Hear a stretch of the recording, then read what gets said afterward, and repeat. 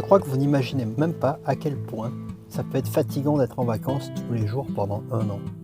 Nous, on était tellement fatigués qu'en passant en France, on a fait une pause dans nos familles respectives afin de se reposer un petit peu de ce long voyage.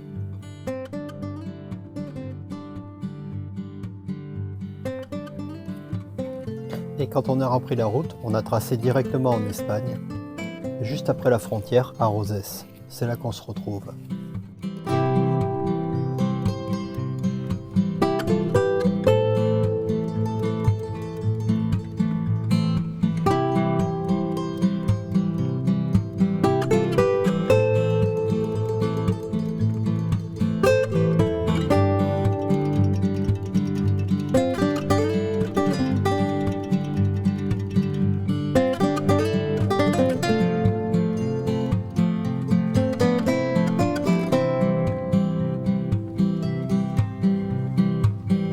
Nous voilà arrivés en Espagne depuis 3-4 jours et là on est arrivé dans la zone du delta de l'Èbre.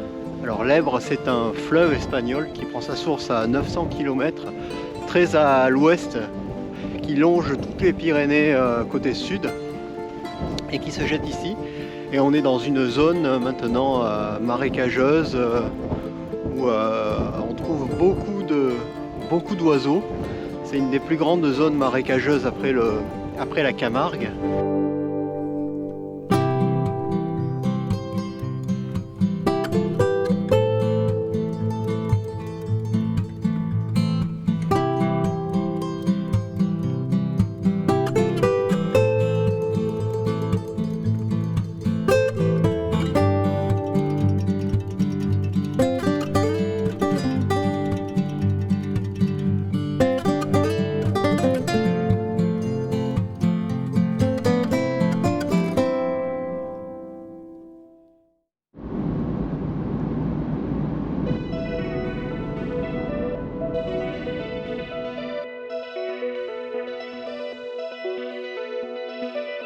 Alors à ceux qui se diraient « Oh mais ça a l'air sympa le delta de l'Èbre », je vous confirme c'est vraiment sympathique. C'est encore plus sympathique si vous prenez vos vélos parce que c'est truffé de pistes et ça vous permet de pouvoir accéder facilement à des endroits assez reculés sans trop effrayer les oiseaux.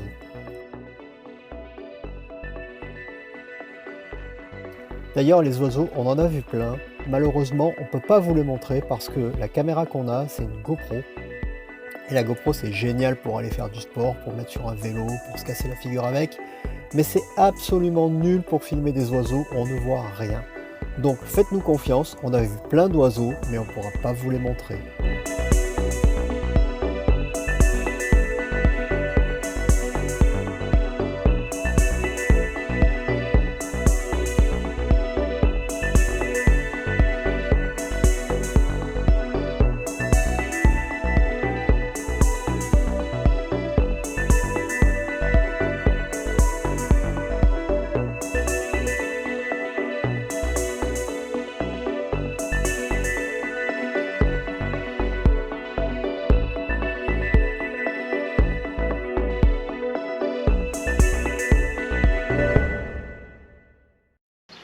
On continue notre route vers le sud et on est arrivé à une petite ville qui s'appelle Peñíscola.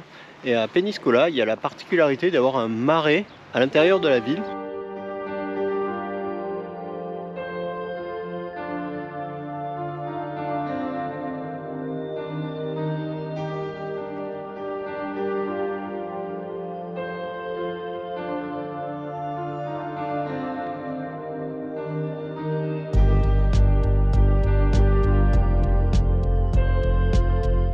On se trouve actuellement dans le marais de Peñíscola qui a été classé parc naturel du Pays de Valence et sa particularité c'est qu'en fait il est en pleine ville et que malgré la pression immobilière il arrive à résister.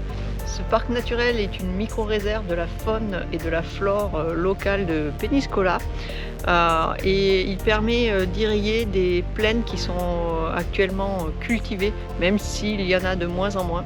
Et donc dans la zone de Peñíscola, on retrouve pas mal de maraîchers. On a pu voir des plants de salade, mais également des artichauts.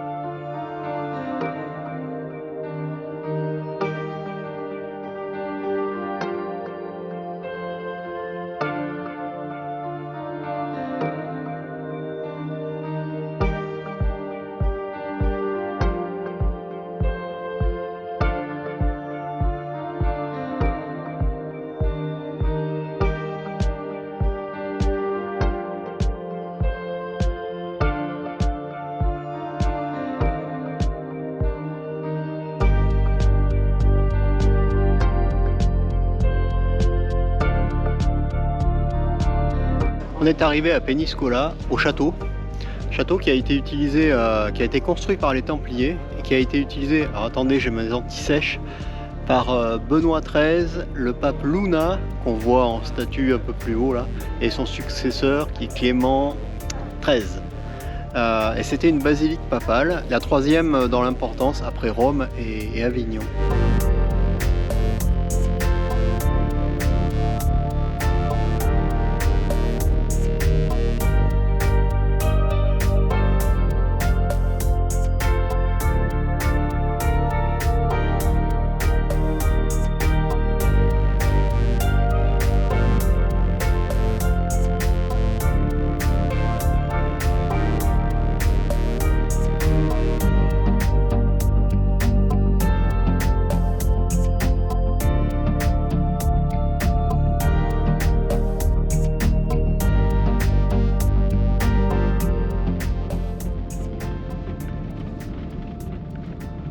Aujourd'hui, on est sur une petite piste qui nous amène au parc naturel de la Sierra d'Istra. Donc, on est à quelques kilomètres au sud de Peñíscola et là on est sur une petite piste très chaotique et on ne sait pas trop qu'est-ce qu'on va trouver dans ce parc.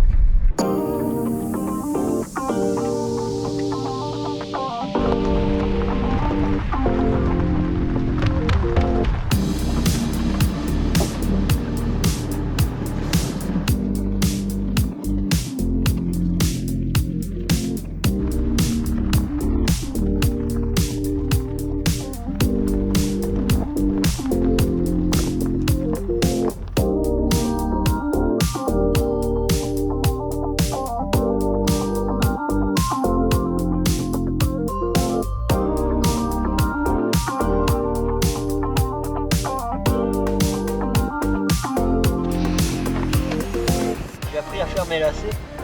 Depuis, je les fais tout seul.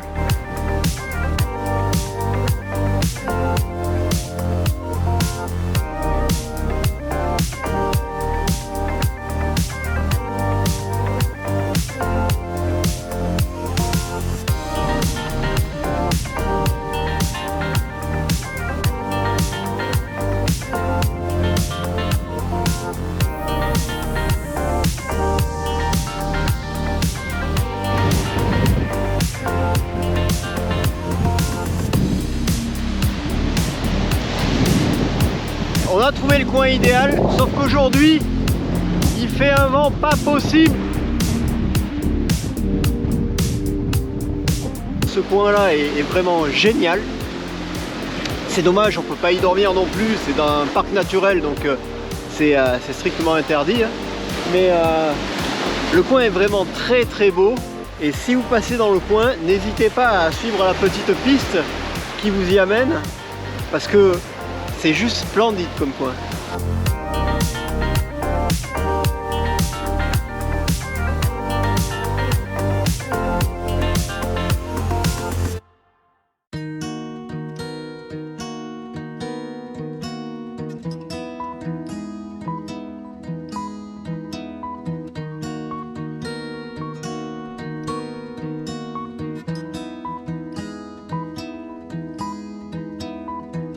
Alors en fait, tu crois que tu vas aller dormir à un endroit précis et puis ça se passe jamais comme tu veux. Hier, on avait décidé d'aller dans le parc naturel, je me rappelle plus son nom. On s'était dit on va aller dormir là-haut et on est arrivé là-haut, on avait trouvé un coin très sympa et dès que le soleil a disparu, il s'est mis à faire un froid de loup et on a regardé les températures prévues, ça descendait à -4, -5 la nuit. On s'est dit bon, le camion il va pas résister, enfin surtout la tuyauterie. Donc on est redescendu et on est arrivé dans un coin hier soir totalement de nuit, donc on n'avait absolument rien vu. Et on est au sanctuaire de la Misericordia, enfin le nom est un petit peu plus long, je l'écrirai en entier là. Et donc ce matin on s'est réveillé avec une vue incroyable sur toute la plaine de Peñíscola. On a une vue vraiment très très jolie.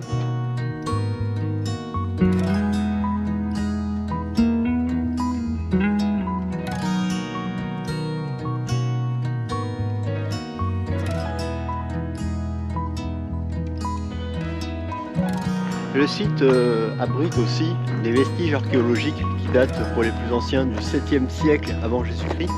À l'époque où Péniscola, le rocher de Péniscola, c'était une île en fait, et on ne pouvait pas y accéder, enfin il fallait passer en bateau.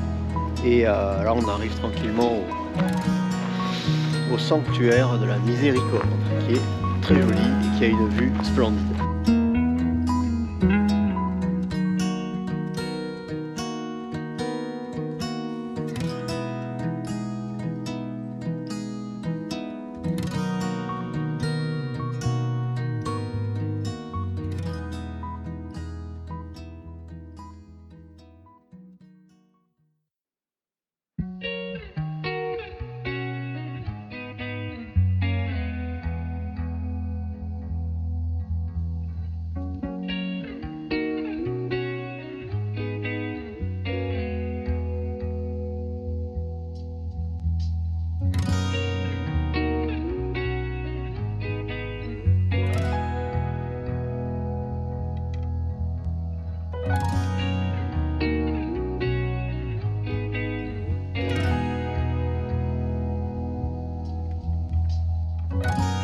Et donc après l'échec hier soir d'avoir tenté de dormir dans le parc naturel là-haut, on est arrivé ici de nuit, absolument de nuit, on n'a absolument rien vu. Bon, on s'est garé et puis ce matin on découvre.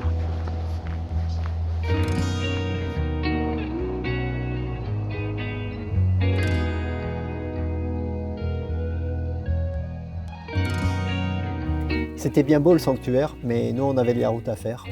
On a piqué vers le sud.